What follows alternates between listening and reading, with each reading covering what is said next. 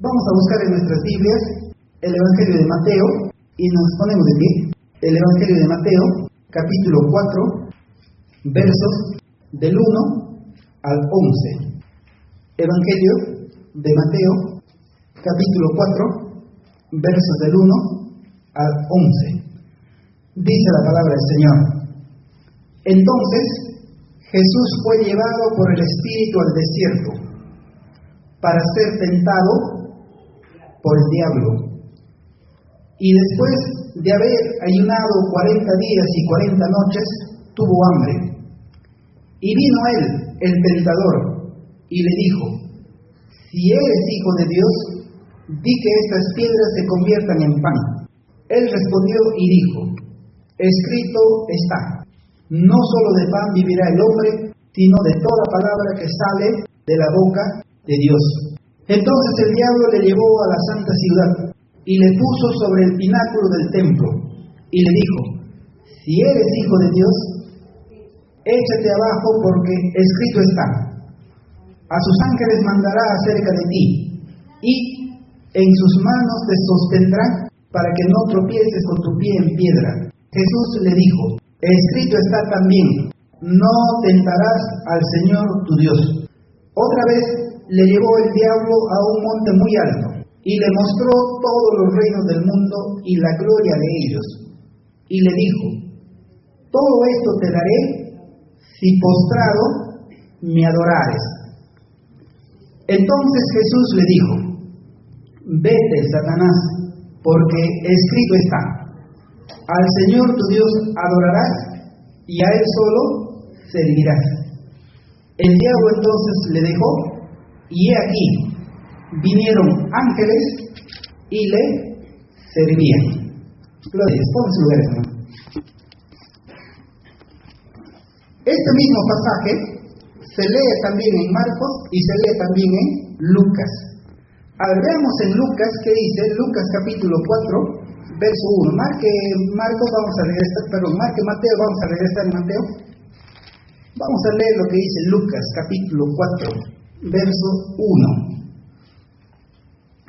Lucas va a decir entonces: Jesús, lleno del Espíritu Santo, volvió del Jordán y fue llevado por el Espíritu al desierto.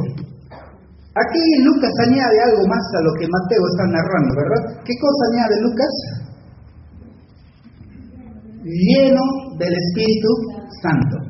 Ahora, ¿qué significa lleno del Espíritu Santo?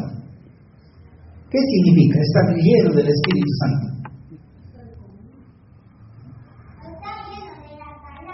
Estar lleno de la palabra. ¿Qué más? ¿Qué más significa estar lleno del Espíritu Santo?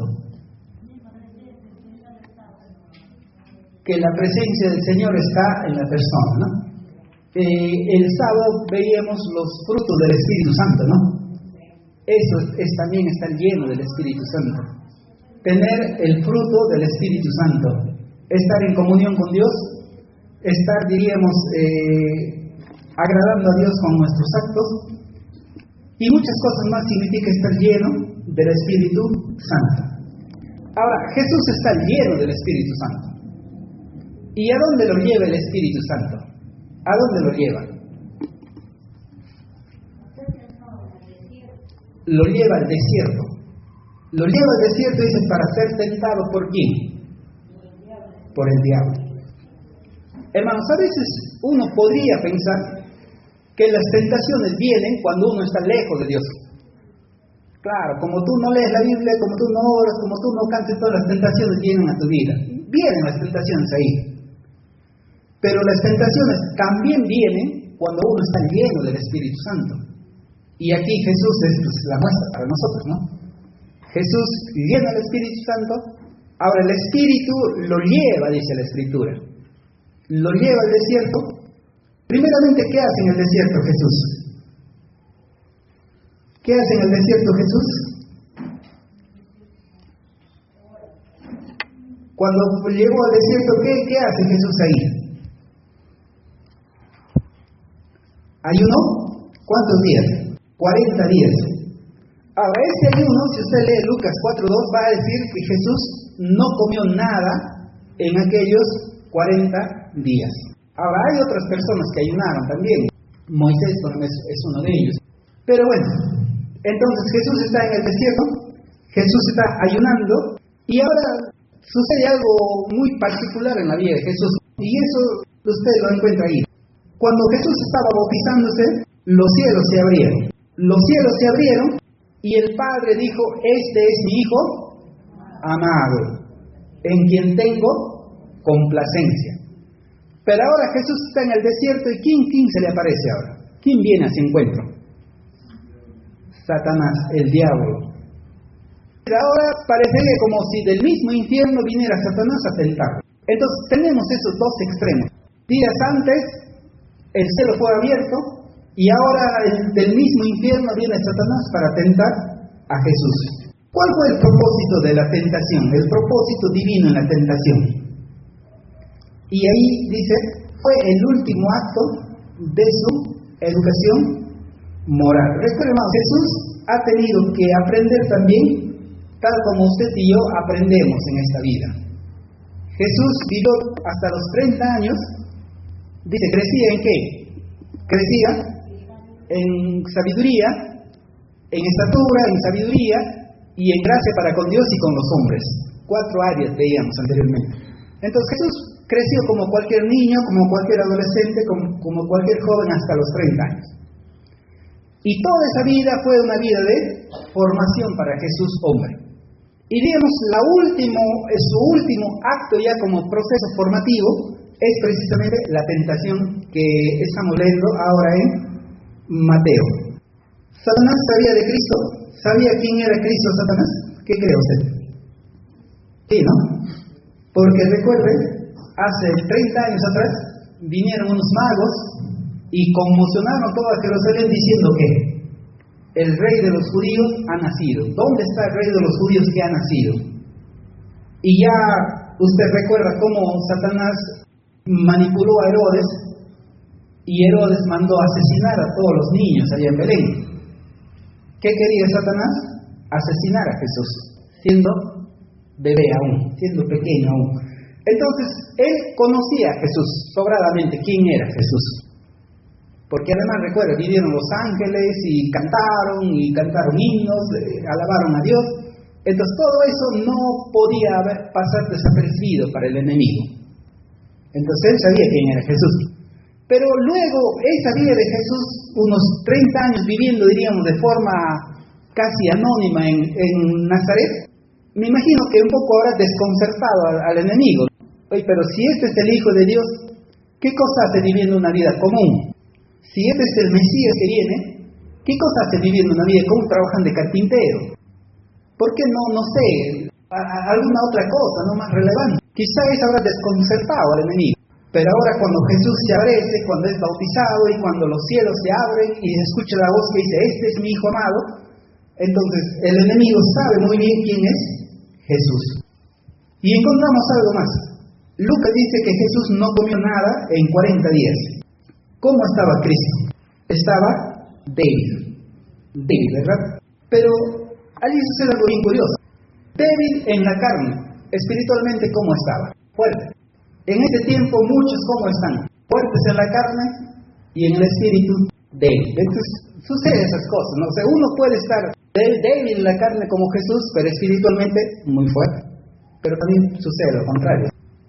En la más extrema necesidad se le aparece el enemigo. Y se acerca, dice, no para dialogar, sino para qué? Para tentar. Y ahí viene algo importante, hermano. El diablo no dialoga. No es posible llegar a un acuerdo con él. No vas a poder llegar a un acuerdo con él. No va a ser posible. A ver, diablo, ¿qué tal si nos ponemos a dialogar? A ver, vamos a poner de acuerdo. No es posible eso. Él es el enemigo de Dios y el enemigo nuestro. Y él busca nuestra destrucción. Él busca la destrucción de tus hijos. Él busca la destrucción de tu hogar. Él busca incluso la destrucción de tu propia vida. O sea, él, si de alguna manera puede dar algo al hombre, pero él tiene otras intenciones más allá. Jesús va a decir, ¿no? ¿Para qué vino el diablo? Para robar, para matar y para destruir. Y por otro lado, Jesús dice que Él es el padre de la mentira. Él es mentiroso, el padre de la mentira. Entonces, ¿se podrá llegar a un acuerdo con alguien que es mentiroso? Con un estafador tú puedes llegar a un acuerdo. Claro, el estafador te puede decir muchas cosas, ¿no? Pero son mentiras. Los estafadores te dicen lo que tú quieres escuchar. Y con ellos tú no vas a pretender llegar a un buen acuerdo para ti con ellos. Igual, hermanos, es con el enemigo. Con el diablo no se puede dialogar. Y si tú has leído todo este texto, Satanás, Cristo no dialoga con el enemigo, no dialoga. Y eso es algo que nosotros también tenemos que aprender. Tiempo atrás me comentaban, ¿no?, unos hermanos que llegaban de la selva, y no sé cómo estuvimos hablando de estas cosas, y ellos hablaron diciendo de que en la selva había casos de posesión en la iglesia evangélica, ¿no? Y que había personas que tenían el don de liberación. Pero ellos decían, no, que cuando venía una persona así, entonces iban las hermanas y hacían guerra espiritual y hacían liberación al enemigo. Bueno, eso es común en la iglesia. Entonces, la guerra espiritual, liberación, se hace en las iglesias. Pero lo que me llamó la atención es lo que este hermano dice. Ahí dice, a uno de los hermanos había perdido unas gallinas y estaba echando la horquín, se lleva mis gallinas. Y no faltó alguien que le dijera, oye, mira, esa persona está ahí con el demonio, ¿por qué en la guerra espiritual, por qué no le preguntamos al diablo? y verdad, ¿no? Y ahí le han preguntado, diablo, tú sabes quién se lleva la gallina del hermano. Y él le dijo un nombre. Y yo le he escuchado decir, ¿en verdad me está diciendo, hermano? Sí, hermano, ahí hablan así como el demonio. Y me dice así, en serio, ¿no? Sí, hermano, el diablo habla, te habla, me dice. Y él le dice, ¿y tú le crees al diablo? Si es que te hablara, ¿tú le crees? Y ella dice, no, sí, es que estamos hablando en nombre del Espíritu Santo, hermano, él no puede mentir ahí, dice, ¿no? Bueno, eso es un poco complicado, ¿no? Pero más allá de todo eso, es ¿por qué hablar con el diablo cuando puedes hablar con Dios? Claro, o sea, pero te das cuenta, hermanos, esas particularidades que hay, ¿no? Por eso, con el diablo, hermanos, no tenemos nada que hablar con el enemigo, no tenemos que hablar nada con él, no hay nada que hablar. Pero ¿dónde aparece él? En los momentos de extrema necesidad. Viene una enfermedad, viene un mal, entonces viene algún mensajero del enemigo. El enemigo envía a alguien y toca tu puerta y dice, mira, estás mal, ¿cuánto tiempo ya estás mal? Mira que por allá hay una curandera, ¿por qué no vas a la curandera? Mira que por allá hay un curandero, no sé, hay un chamán, ¿y por qué no vas allí? O a veces algunos hermanos me dicen, hermano, que allá por el valle hay una persona que te dice las cosas, que tú vas y le preguntas y él te dice las cosas que van a suceder. Sí, le digo, sí, hermano, es verdad, pero no sé, pero me deja pensando, nos deja pensando. El enemigo, hermanos, va a buscar muchas formas para tratar de engañarnos. Mira, a Jesús lo tentó, trató de engañar a Jesús. ¿Cuánto más a nosotros? Sabiendo quién era Jesús.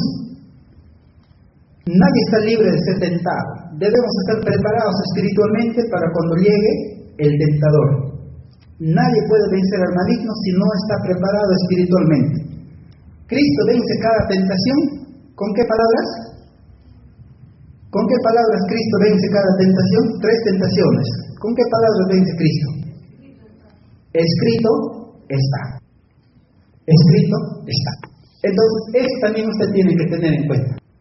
Usted, cuando reprende al diablo, uno tiene que tener en cuenta estas. Escrito está. Y la escritura nosotros tenemos en la Biblia. La primera tentación, deseo de la carne, deseo de autonomía. Vamos a buscar Mateo capítulo 4. Mateo capítulo 4, verso 3. Y vino a él el tentador y le dijo, si eres hijo de Dios, di que estas piedras se conviertan en pan.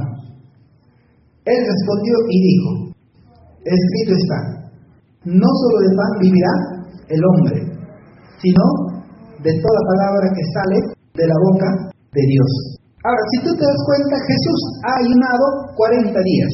40 días. Y obviamente, Lucas va a decir que él no comió nada en esos 40 días. Ahora, ¿él estaba con hambre? Sí, estaba con hambre. Y alguien puede decir, ¿no? Hermano, pero parece injusto, ¿no? ¿Cómo Dios permite que el enemigo se le acerque cuando Jesús tiene hambre? ¿Quién no tiene hambre después de ayunar 40 días? ¿Quién no tendría hambre? Cualquiera, ¿no? Entonces, alguien podría decir, hermano, pero ¿no es injusto esto? ¿Por qué permite Dios? Y es oportuno, hermanos, tener en mente lo que dice 1 Corintios 10:3. ¿Qué cosa dice 1 Corintios 10:3? 1 Corintios, capítulo 10, el verso 3. No os ha sobrevenido ninguna tentación que no sea humana, pero fiel es Dios, que no os dejará ser tentados más de lo que podéis resistir, sino que dará también juntamente con la tentación la salida para que podáis soportar. Es cierto, hermanos, que digamos, la tentación para Jesús fue dura, fue tremenda. Claro, 40 días sin comer nada y viene el enemigo y manda que estas piedras se conviertan en pan. ¿Por qué lo permite Dios? Porque Dios sabe que Jesús puede resistir. ¿Por qué Dios permite algunas tentaciones en nosotros, en nuestras vidas? Porque sabe que nosotros podamos resistir. ¿Hasta dónde lo va a permitir? Hasta donde podamos resistir. Cuando ya no podamos resistir, entonces el Señor nos ayudará y quitará de nosotros las tentaciones. Eso es lo que tenemos que tener presente. Ahora, el diablo no se presenta como un enemigo, sino el diablo se presenta como un mensajero. Prácticamente le dice a Jesús, mira, ya han terminado su ayuno, estás con hambre, ¿y qué más dice? Di que estas piedras se conviertan en pan. Ahora, la tentación, hermanos, del enemigo es también de acuerdo a lo que la persona puede hacer, de acuerdo a las características de la persona. A nosotros podrá decir, di que estas piedras se convierten en pan. No, ¿por qué? Porque nosotros no tenemos esa capacidad. En cambio, Jesús sí podía hacerlo. O sea, Jesús podía convertir esa piedra en pan, Él podía hacerlo. Entonces ahí nos dice algo la Escritura. La tentación viene de acuerdo a lo que la persona, de acuerdo a las características de la persona. O sea, Él te va a tentar por tu lado, si usted quiere, más débil que tú puedes hacer. Algunas personas, quizás su parte débil no está en el dinero, pero de repente está en otra cosa. Y el enemigo va a atacar por ahí, por la parte más débil. Eso va a buscar el enemigo. Nos conoce, también nos conoce. Y a veces las tentaciones también son, hermanos, para probarnos también, a ver, ¿por dónde va nuestra debilidad? ¿Por dónde va nuestra debilidad?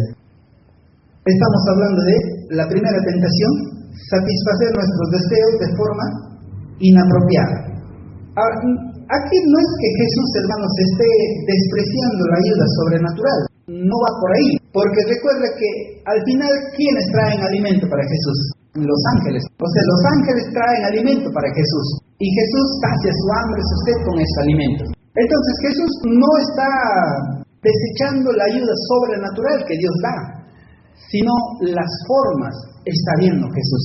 En este caso, Él nos dice, no deis lugar al diablo. O sea, cuando viene una tentación, usted y yo no tenemos que dar lugar al diablo. Porque recuerde, Él no desea nada bueno para nosotros.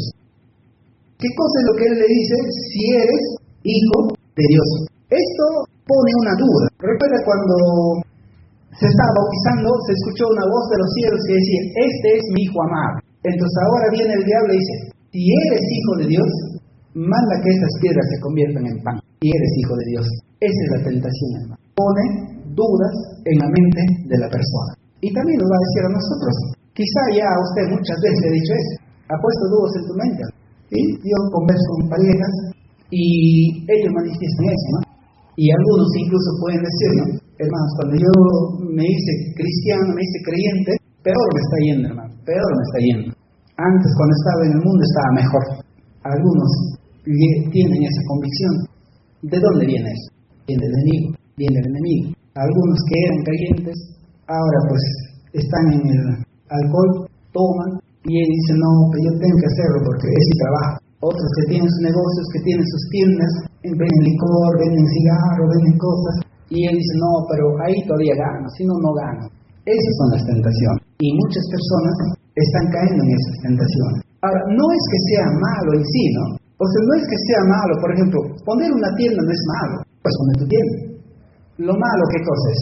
Cuando tú empiezas a vender cosas que no deberías vender. Ese es lo malo. Lo malo no es pues, salir con los amigos, salir a comer, salir por ahí. ¿Qué es lo malo? Lo malo es cuando salen y ahí empiezan a tomar, y ahí empiezan, no sé, cosas ya muy complicadas para los esposos. Eso es lo malo. Entonces, algo bueno se puede convertir en algo malo. Y allí se plantea la duda. La duda, entonces, ¿cuál fue la tentación a Eva, recuerdan? Con que Dios os ha dicho, ¿qué cosa? Que no comas de todo árbol del huerto. Ese puso duda en la mente de Eva. Y Eva cayó en la duda. Pues. ¿Y cuál fue el error de Eva? Dialogar con la serpiente. Ese fue el error. No puedes decir, o sea, no puedes dialogar con el enemigo, no puedes. Lo único que va a hacer el enemigo es te va a poner duda y después te va a seguir poniendo más dudas y más dudas. Prioridades. Lo espiritual está encima de lo material. Recuerda, hay un mundo material y hay un mundo espiritual. ¿Cuál tiene la prioridad? ¿Lo espiritual o lo material? Lo espiritual lo espiritual, hermanos, tiene prioridad. Porque lo material, hermanos, a la larga se va a acabar. Eso es lo que uno observa en la vida. Te das cuenta, hermanos, que inclusive el fierro que es duro, cuando está en la intemperie, ¿qué pasa? Se corrompe, ¿verdad? El fierro, imagínate. Fierro, inclusive el fierro, tú lo ves, ya está oxidado, ya está corroído, imagínate. Eso nos indica que lo material se desgasta pues, con el tiempo. Pero lo espiritual permanece eternamente. Lo espiritual permanece eternamente. Entonces tenemos que ver cuál es mi prioridad, lo material o lo espiritual. Abraham sabía muy bien eso, ¿no? La necesidad inmediata es menos importante que la vida entera. Este fue el problema de Saúl. Esaú venía del campo y él tenía hambre, tenía muchísima hambre. Y vendió su primogenitura ¿por cuánto? Por un plato de lentejas. Es decir, Esaú, lo inmediato fue más importante para Saúl que su vida entera. O sea, él tenía hambre y por el hecho de querer saciar su hambre, perdió su primogenitura. Y dice la palabra que aunque él después lo procuró de vuelta llorando con lágrimas, no lo consiguió. Recuerda, después vino su padre, empezó a llorar a su padre le dijo, no, ya no se puede, ya no se puede. Mire, ya tú has perdido tu primogenitura y ya no es posible traerlo de vuelta. Ese es el problema. Muchas personas, por lo inmediato, complican su vida futura. Ese es el problema. ¿Cuántas historias, hermanos, de personas, por una chica inteligente, simpática, y se le parece el galán, y le enamora, y le dice, vente a vivir conmigo, y la chica pues deja su carrera, y se va, y tiene su hijo. Ahora la chica ya no puede estudiar, tiene que atender a su hijo, tiene que atender al esposo.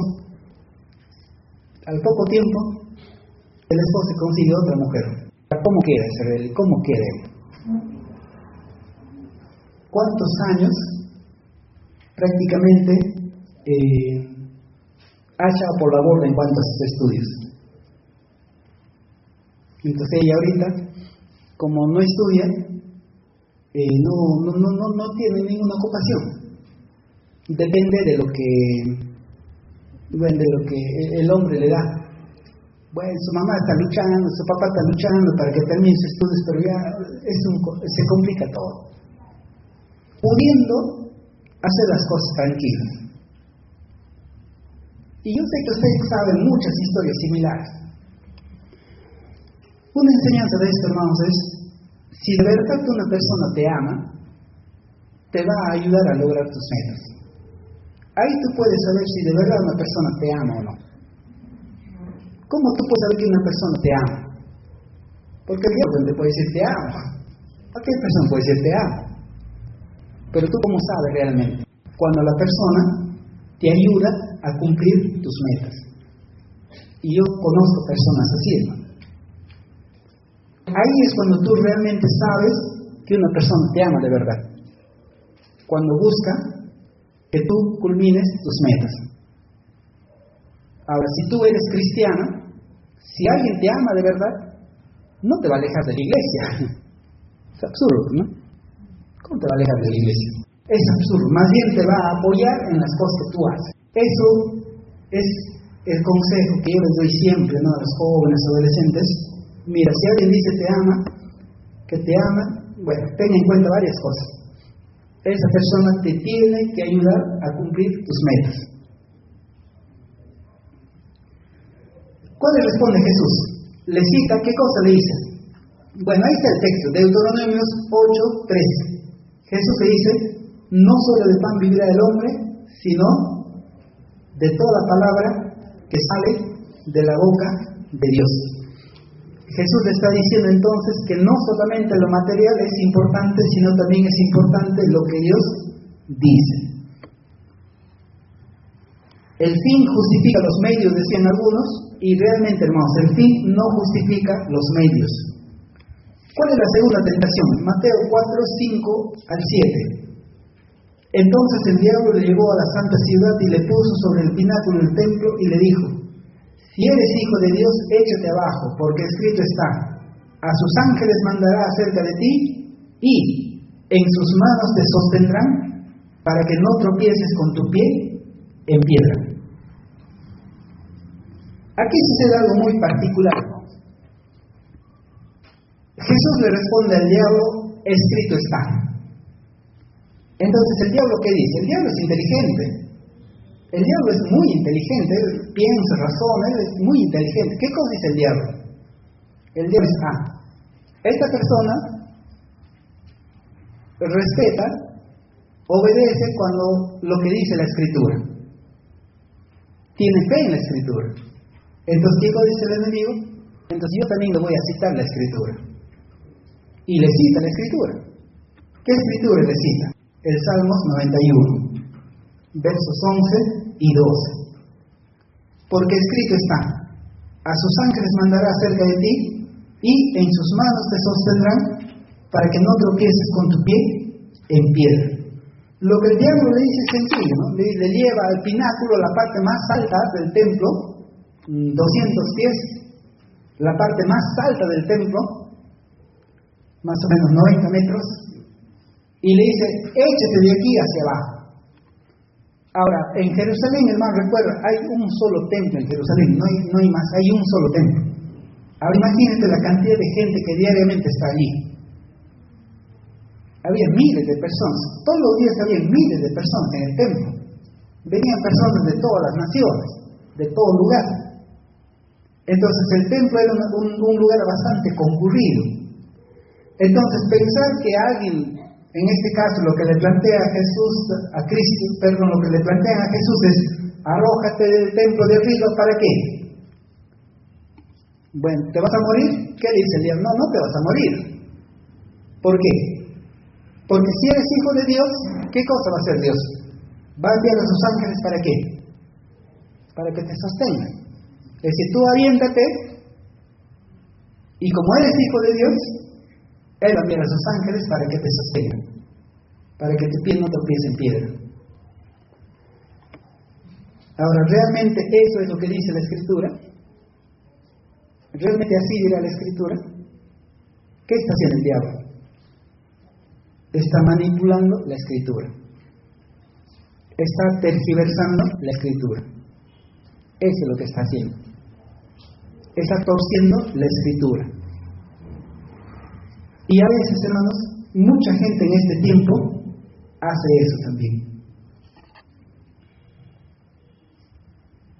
Si es hijo de Dios, continúa con la duda. Jesús podía discutir este punto con él. Jesús podría haberle dicho, tú sabes que sí soy hijo de Dios. Pero Jesús no entra en diálogo con él. Es que con él no hay nada que dialogar. Y aquí menciono varias cosas. El enemigo busca que caigamos en el orgullo espiritual.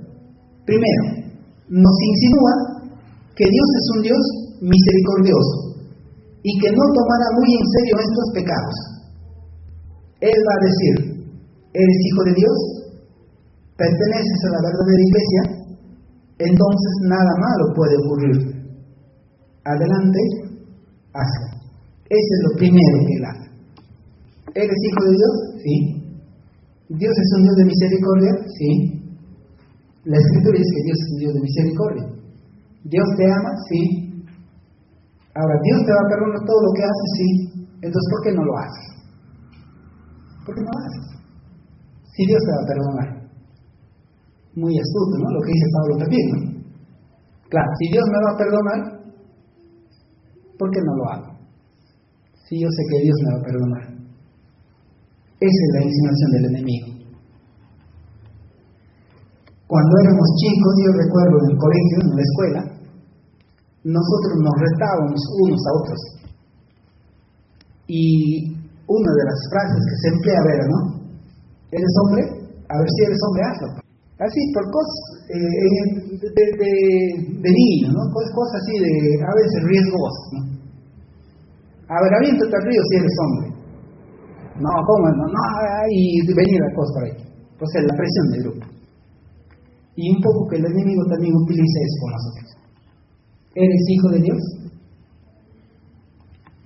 A ver, ¿por qué no te juntas con esa mujer si total tú eres creyente, eres hijo de Dios?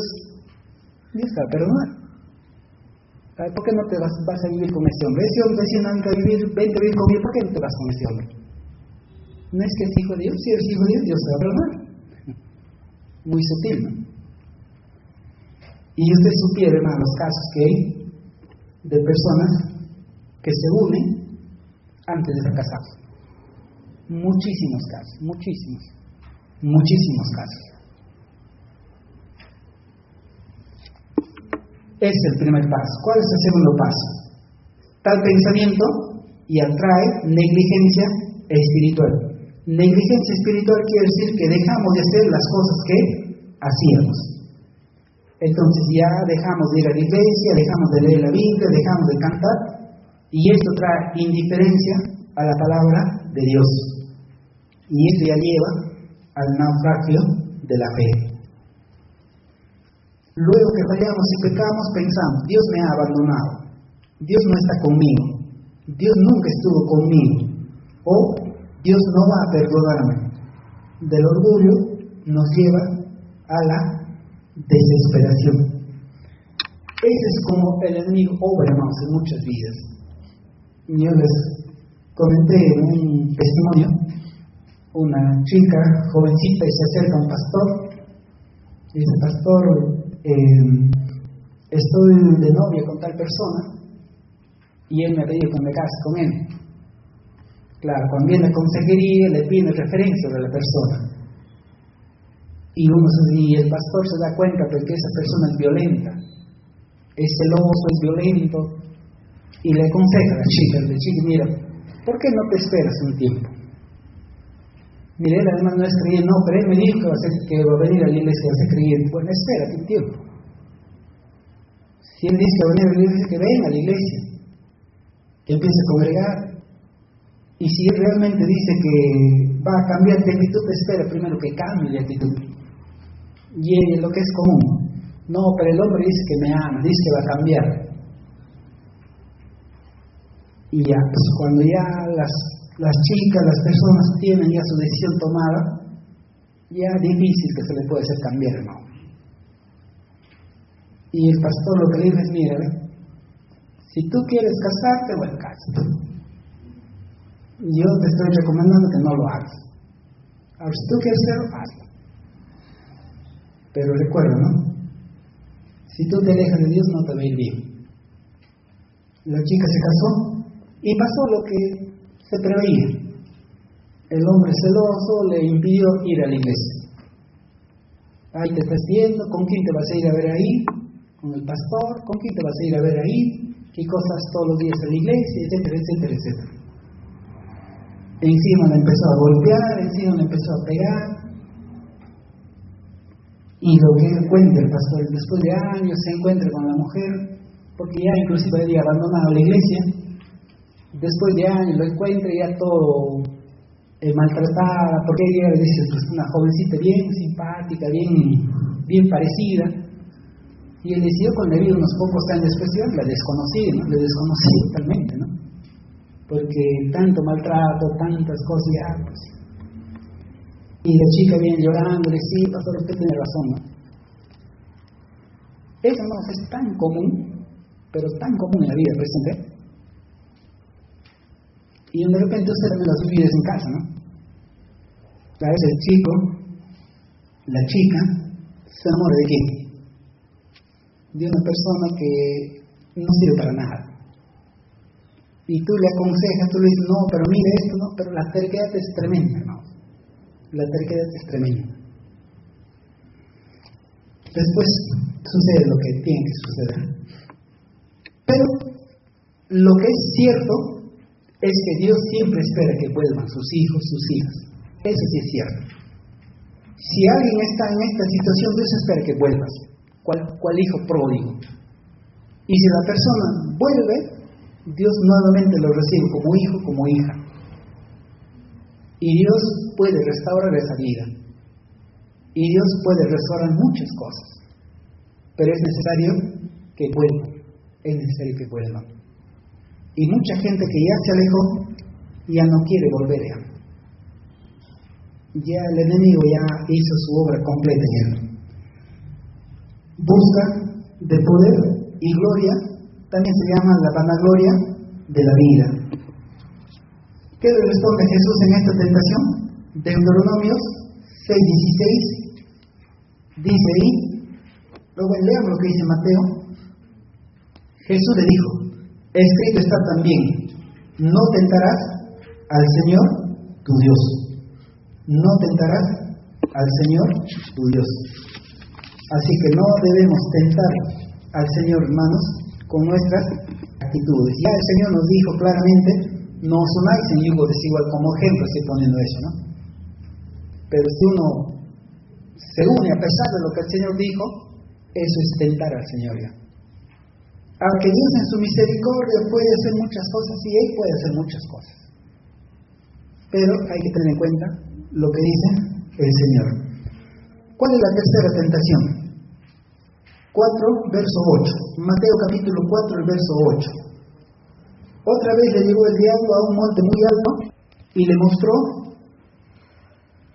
todos los reinos del mundo y la gloria de ellos. Y le dijo, todo esto te daré si postrado me adorares. Esa es la tentación. Comprometer nuestras creencias, tomar atajos al éxito. Esta tentación lleva al hombre al pecado de apostasía, a abandonar la fe, a adorar a Satanás como si fuera Dios, a cambio de gloria y fama, de poder y riqueza. Se llama esta tentación la tentación última. El diablo ofrece a Jesús todos los bienes del mundo a cambio de adoración. El diablo promete poder y gloria mundanos, tratando de desviar a Jesús de su misión divina.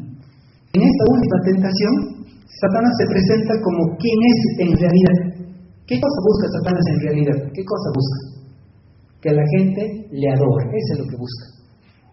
¿Por qué Satanás se rebeló contra Dios? Porque él quería la adoración que los ángeles le daban a Dios. En esencia, ¿qué cosa busca Satanás? Que la gente le dé adoración. Eso es lo que busca. Y aquí a Jesús se descubrió completamente, ¿no? Le dijo, mira, yo te voy a dar todo esto si tú postrado me adoras. ¿Qué le responde Jesús? Verso 10. Entonces Jesús le dijo, vete Satanás, porque escrito está, al Señor tu Dios adorarás y a Él solo servirás. ¿Qué hizo el diablo ahí? A ver, vamos a ver Lucas capítulo 4. Lucas capítulo 4. Ahí está también este evento. Dice, el diablo lo dejó por un tiempo. El diablo lo dejó por un tiempo, pero luego más adelante volvió nuevamente. Bien, hermanos, entonces para concluir, Mateo capítulo 4, verso 10. Entonces Jesús le dijo, vete Satanás, porque escrito está, al Señor tu Dios adorarás y a Él solo servirás. El diablo entonces le dejó, y aquí vinieron ángeles y le servían. Jesús, hermanos, entonces le responde al diablo, ¿qué cosa le dice? Vete Satanás, y el enemigo se va. Y esto nos descubre también otra faceta del enemigo. Satanás, si es bien cierto, tiene poder, pero Jesús tiene más poder. Por eso Jesús le dice, vete, ¿y qué cosa hace el diablo? Se va. Entonces, esa autoridad que Jesús tiene sobre el enemigo, también lo ha puesto para su iglesia en este tiempo. Por eso dice, reprende al diablo, ¿y qué va a pasar? Y él, ¿qué cosa dice? Reprende al diablo, y él huirá de vosotros. Vamos a poner de pie, hermanos.